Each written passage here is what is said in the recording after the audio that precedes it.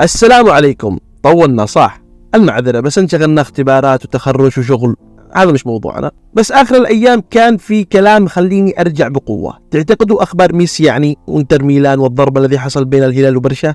لا. طب جندوجان وهاري كين والموهبة التركية هذا الخبر؟ لا. موضوعنا عن أفضل لاعب خلوق وزاهد بالدنيا وحكيم ولا تغريه الحياة ولا يحوز عن الطريق أبدا لأجل بقشة من الدراهم. مالي قلبت على الفراهيدي. المهم، اللاعب هذا الذي تنطبق عليه الحكمة: رب أخ بكيت منه فلما صرت بغيره بكيت. لا مش هذا، أقصد الثانية: رب يوم لم تلده ما لا. المعذرة، اضربوا طرفين بوسطين يطلع لك المثال صح. المهم، لم تضبطوا معنا.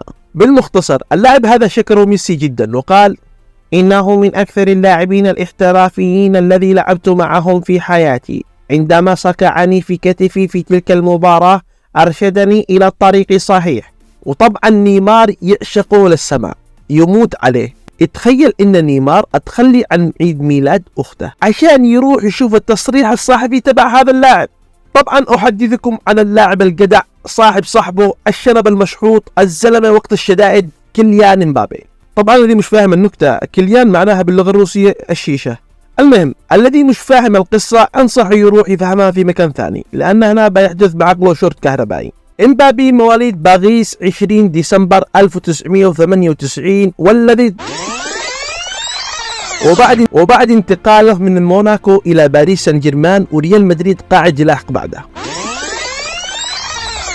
وفي الموسم الماضي قطار ريال مدريد الذي لا يمر إلا مرة واحدة أحتاج يوقف في محطة عشان كذا الصيانة، ولكن أخلاق الشاب الخلوق امبابي رفض الانصياع لأموال الميرينج وقرر الاستمرار مع الفريق الباريسي.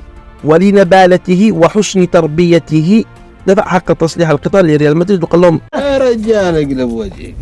وتزهد بالحياة وعصر على نفسه فراولة، أقصد ليمون، عشان يستمر مع النادي الذي أحبه. وبعد مرور سنة واحدة حصل الخلاف. تخيلوا أن النادي الذي أحب مبابي من الطفولة كذبوا عليه وحسب الخيانة، لأنهم ما وفروا له الأربال الملونة أو كما يسمى بالأستيكة الملونة، طبعا للفلوس، وجابوا له عادي. أقصد لم يوفوا بوعدهم بجعله إماما للمسجد، فاختنق الرجال بقوة وقدم طلب بعدم التجديد لهم، وهنا حدثت الصاعقة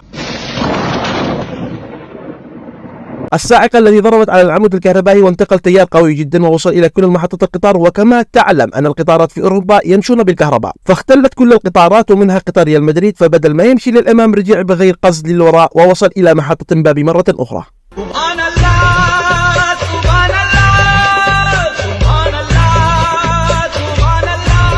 هذا الولد ربي يحبه، ماشي بنور الإيمان، كل ملابسه من التوحيد والنور. ورغم أن مبابي رفض الخروج تماما من PSG إلا أن الجرح كان عميقا، ففضل الرحيل بكرامته. ولا يوجد فريق يعيد لهذا اللاعب الشرف والكرامة أفضل من ريال مدريد. فألف مبروك عليكم يا مدريديين هذا اللاعب الذي سوف يكون مثل الحسنة الجميلة في تاريخكم.